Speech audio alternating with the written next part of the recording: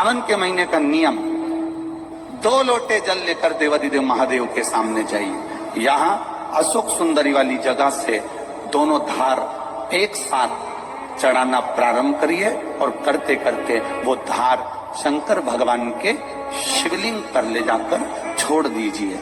ये सावन के महीने के अगर आपने मात्र 7 दिन भी लगातार अगर ये धार आपने चढ़ा ली है तो देवाधिदेव महादेव की कृपा से 3-4 महीने में सूचना आपको प्राप्त हो ही जाए। आपके घर के पास में जो शिवालय है भगवान शंकर का एक छोटा सा शिवलिंग है, मानो अगर दिल से तुमने मान लिया कि ये केदारनाथ है, दिल से तुमने मान लिया कि महाकाल है, दिल से तुमने मान लिया कि भीमा शंकर है, दिल से तुमने मान लिया कि ये मल्लिकार्जुन है, दिल से तुमने मान लिया कि विश्वनाथ है, जिस दिन तुम्हारा मन पर जा श्रावण के महीने में जब तुम 2 लोटा जल चढ़ाने के लिए जाओगे,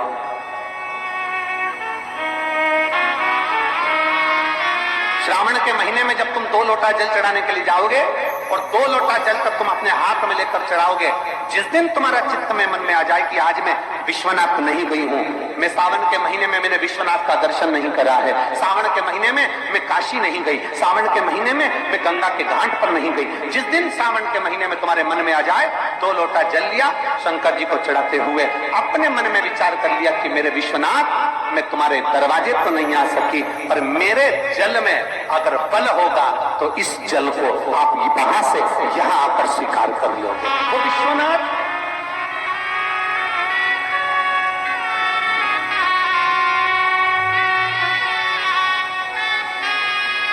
पहला दिन लगे 2 लोटा जल चालू कर दो।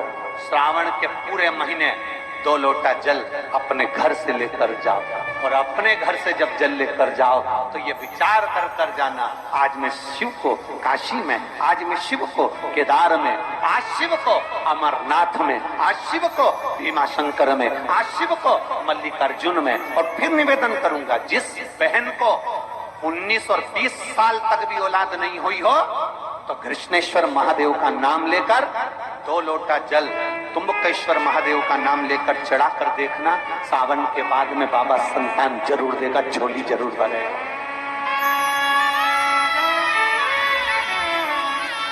कहीं नहीं जाना, अपने नजदीक में, अपने घर के पास में, अपने मोहल्ले में, अपनी गली में, अपने चौराहे पर, अपने घर के पास में जो शिवालय हो, जो शंकर का मंदिर हो, वहां जाओ, 2 लोटा जल समर्पित करो और फिर निवेदन करूंगा, जल से ज्यादा जरूरी है मेरे भोलेनाथ जी के मंदिर की सफाई करना।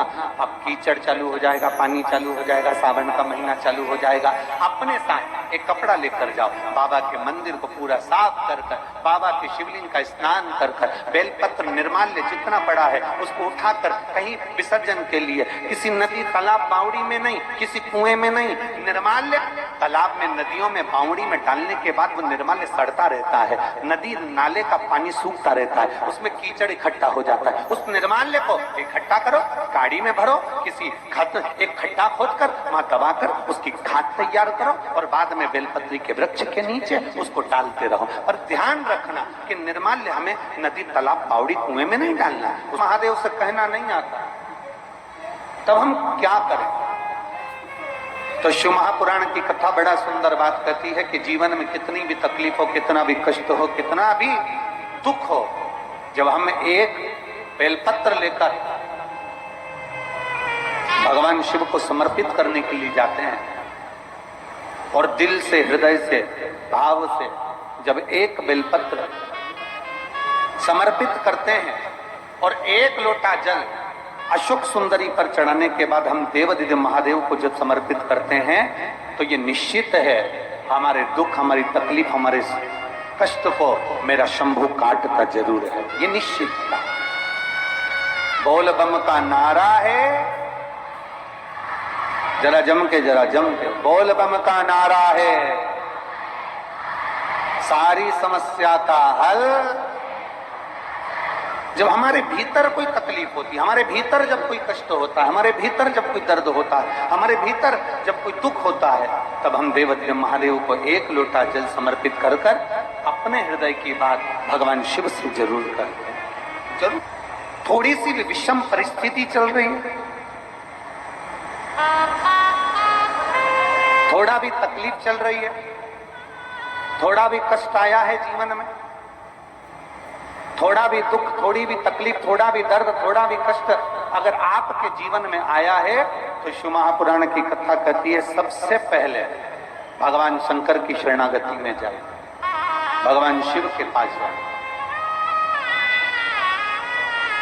सबसे पहले भगवान शिव के पास पहुंचे और भगवान शंकर के पास जाकर अपने हृदय से, अपने दिल से, अपने मन से, अपने भाव से भगवान शिव को अपने मन की बात देवाधिदेव महादेव को कहना प्रारंभ करें।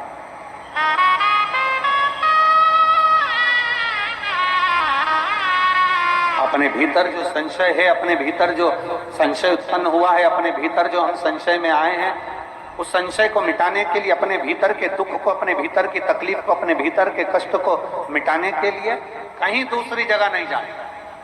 शिव महापुराण की कथा कहती है अगर जीवन में दुख भी आया है, तकलीफ भी आई है, कष्ट भी आया है, पड़ोसी के यहाँ, रिश्तेदारों को, नातेदारों को, कुटुंब को, कबीले को जाकर कहोगे, वो दुख मिटने वाला नहीं, वो संशय समाप्त होने वाला नहीं, वो तकलीफ समाप्त होने वाली नहीं, वो दुख समाप्त होने वाला नहीं। अगर जीवन में संशय आया है, जीवन में अगर तकलीफ आई है, जीवन में अगर कष्ट आया है, तो हमें शिव की शरणागति ग्रहण कर लेना चाहिए।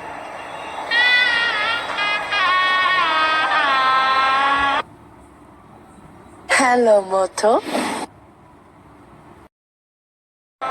हाथ में लेकर भगवान शिव से अपने दिल की बात, अपने मन की बात भगवान शंकर को जरूर जाकर कहना चाहिए। कर रहे हो ये आपके ऊपर निर्भर करता है। मां, महात्मा और परमात्मा,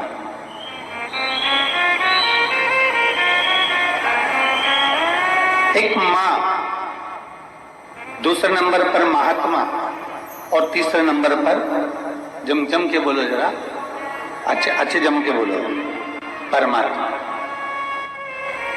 ये तीन आपको देखते तक नहीं, फिर भी अपना पूरा प्रेम, अपनी पूरी वात्सल्यता, अपनी पूरी करुणा, अपनी पूरी उदारता ये आपके ऊपर उंडेल देते हैं। कौन कौन? जम के बोलो जरा। पहले नंबर पर आवाज नहीं आई, जम के जरा। मां, दूसरे नंबर पर महात्मा और तीसरे नंबर पर परमात्मा। जब बच्चा गर्भ में आता है, मां उसको देखती नहीं, मां ने उसको देखा नहीं। जब बच्चा गर्भ में आया, जब बच्चा गर्भ में पहुंचा तो मां ने उसको देखा नहीं, मां उसको देखी नहीं। बच्चा जब गर्भ में आता है तो मां ने उसको देखा नहीं होता है। बच्चा जब गर्भ में आता है तो मां उसको निहारी नहीं होती है, पर मां अपनी पूरी करुणा, अपनी पूरी उदारता, अपनी पूरी वात्सल्यता, अपना पूरा प्रेम मां उस बच्चे को दे देती है। पूरी करुणा देती मां ने, पूरी वात्सल्य। ये हैं शंकर के भक्त, ओघड़दानी के भक्त, शंभू के भक्त, त्रिकालदर्शी कैलाशी के भक्त।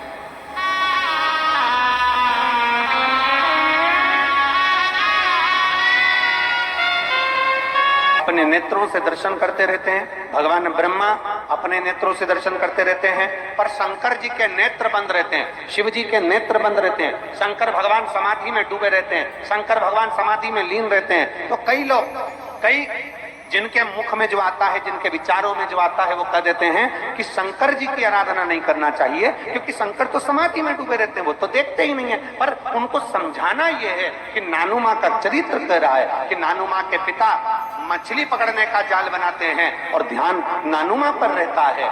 एक पनिहारन पानी को लेकर जाती है, सिर पर हंडे पर हंडा, मटके पर मटका, मटके पर मटका, मटके पर मटका रखती है, चलती जाती है, पड़ोसन से बात करती है, पर ध्यान मटके पर रहता है। एक माँ अपने बच्चे को लेकर बाजार में जाती है, सामान कितना भी खरीदे पर बच्चे पर ध्यान रहता है। एक पिता अपने काम में ध्यान देता रहता है, उसी तरह मेरा ओगढ़धानी भले नेत्र बंद कर कर समाधि में डूबा हुआ हो, पर जो एक लोटा जल चढ़ाता है मेरे शंकर का ध्यान उस पर बना ही रहता है।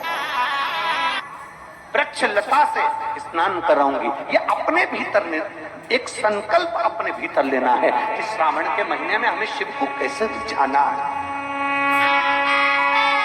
शंकर को कैसे प्रसन्न करना है, शंकर को कैसे प्रकट करना है। शंकर देव अधिदेव महादेव को पकड़ने का जाल इंसान नहीं बना सकता, वो तो शंकर देव अधिदेव महादेव किसी के दिल में आकर बैठ जाते हैं तो वो हृदय के जाल में शंकर को पकड़कर अपने दिल में बिठा लेता है।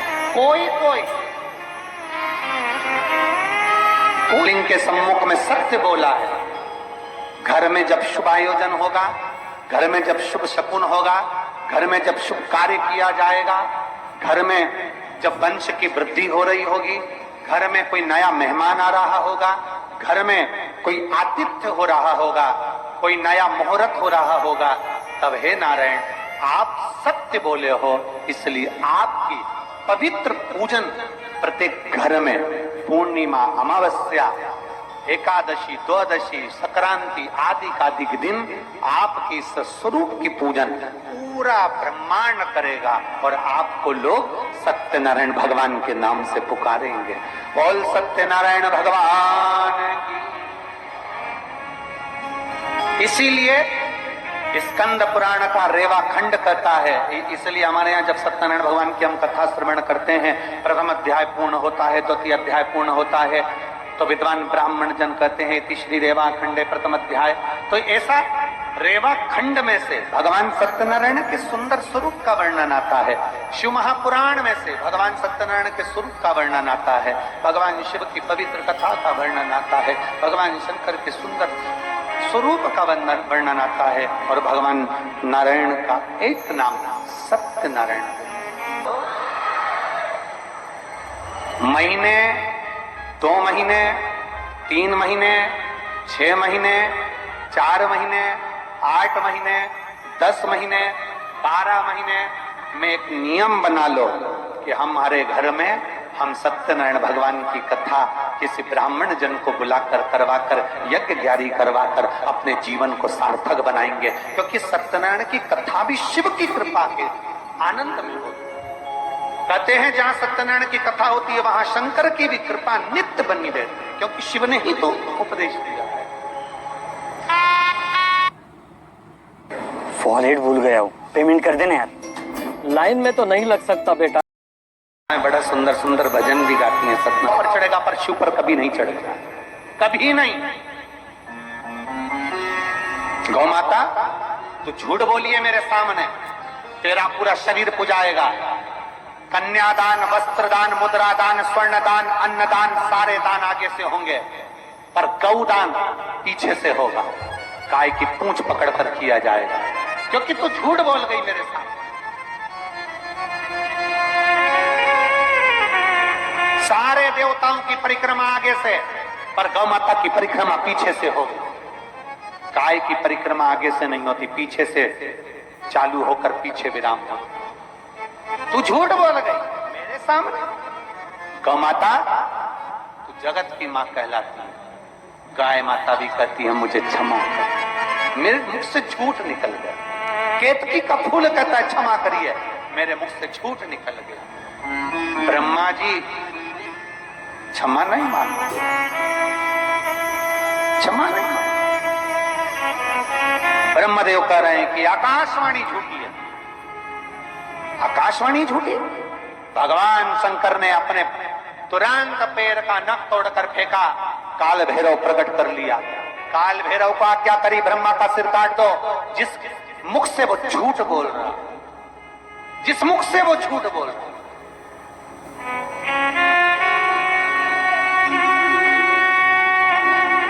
ब्रह्मा जी के सम्मुख में काल भैरव प्रकट हो गए। काल भैरव ने अपना हाथ की उंगली का नख तोड़कर फेंक कर ब्रह्मा जी के शीश को काट दिया। कटा हुआ सिर लुढ़कता लुढ़कता गया, उनके रक्त निकलता गया। कटा शीश भी झूठ बोलता रहा, झूठ बोलता। सत्य को प्रमाण की जरूरत नहीं होती, पर झूठ को प्रमाण चाहिए। सत्य एक दिन उजागर होता ही है, उसको कितना भी दबाया जाए। सत्य को कितना भी दबाए, वो उजागर होगा। आज नहीं तो कल होगा, कल नहीं तो परसों होगा, आने वाली पीढ़ी को होगा, और सत्य सामने जरूर आएगा। सत्य को कोई नहीं दबा सकता।